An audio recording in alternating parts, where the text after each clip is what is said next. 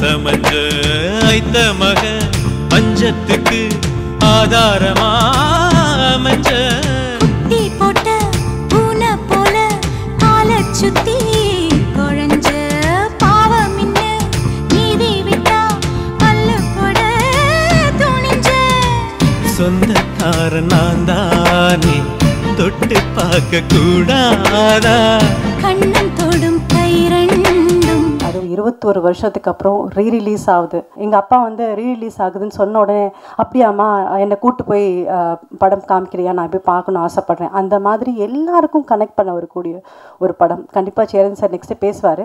பேசும்போது நான் கேட்குற ஒரே ஒரு கேள்விக்கு மட்டும் பதில் சொல்லுங்க. இது என்ன உங்களுக்கு பாதிச்சது, எத்தனை லவ் உங்களுக்கு இருந்ததுன்னு மட்டும் எனக்கு தெரிஞ்சுக்கணும்னு நான் ஆசைப்பட்றேன்.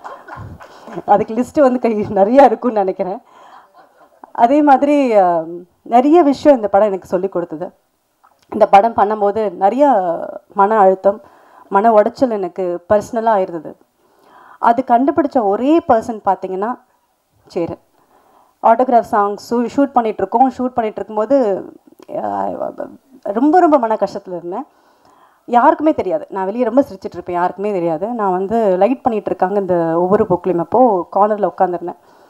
உட்காந்தோடனே அப்போ அவருக்கு என்ன தோணுச்சுன்னு தெரில, பக்கத்தில் வந்து உட்காந்தார். என்ன பிரச்சனை உனக்கு அப்படின்னு கேட்டார். இல்லைப்பா ஒன்றும் இல்லைப்பா, இல்லை ஏதோ ஒரு பிரச்சனையில் இருக்கேன்னு எனக்கு தெரியும், எல்லாம் சரியாகும் ஓகே அப்படின்னு சொல்லி அன்னைக்கு ஃப்ரெண்ட்ஷிப் ஆனது தான் இந்த ஃப்ரெண்ட்ஷிப் வந்து 21 வருஷமாக அவ்வளோ பெஸ்ட் ஃப்ரெண்டுன்னு சொல்ல முடியும். இந்த இண்டஸ்ட்ரியில் நான் வந்து மாறுத்துட்டி சொல்லிக்க முடியும். என்னோட dear best well-wisher and best friend யாருன்னு கேட்டால் நான் சேருன்னு சொல்ல முடியும். எல்லோரும் கேட்பாங்க, ஒரு ஆணும் பெண்ணும் வந்து ஃப்ரெண்ட்ஸாக இருக்க முடியுமா அப்படின்னு அப்போவே கேட்டாங்க என்கிட்ட. இந்த படம் பார்த்துட்டு ஒருத்தருக்கும் மீட் பண்ணும்போதெல்லாம் இருக்க முடியுமா அப்படின்னு கேட்டாங்க. நாங்கள் ப்ரூவ் பண்ணிகிட்ருக்கோம். என்னோட டியர் ஃப்ரெண்ட் சேரன்பா, நீங்கள் கண்டிப்பாக இந்த படம் உங்களுக்காக வெற்றி அடையணும்னு ஆசைப்பட்றேன். ஏன்னா இந்த படத்துக்காக அவ்வளோ உழைச்சிருக்காரு, எல்லாருமே சொல்லியிருக்காங்க, அவ்வளோ கஷ்டப்பட்டிருக்காரு.